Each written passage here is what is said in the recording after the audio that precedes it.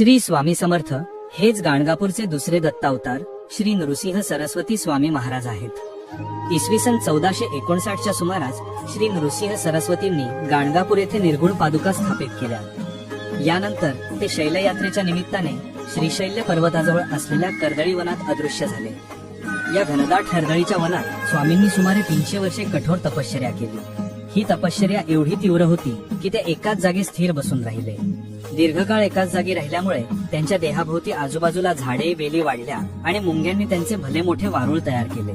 स्वामींचा देह या वारुळात पूर्णपणे झाकला गेला होता।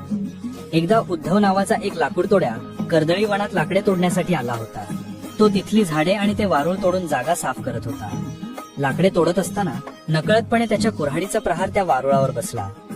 कुऱ्हाड वारुळावर पडताच वारुळातून रक्ताची धार वाहू लागली। हे पाहून लाकूडतोड्या अतिशय भयभीत झाला।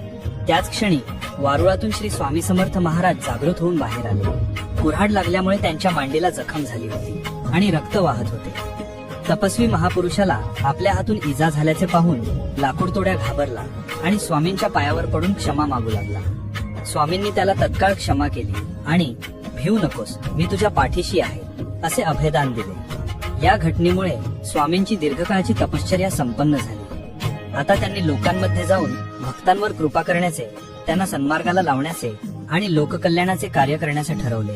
त्यांनी श्रीशैलम येथून भारतभर भ्रमण केले आणि अनेक ठिकाणी लीला केल्या। शेवटी ते अक्कलकोट नगरीत आले आणि तेथे त्यांनी दीर्घकाळ वास्तव्य केले, ज्यामुळे त्यांना अक्कलकोटचे स्वामी म्हणून ओळख मिळाली। श्री स्वामी समर्थ।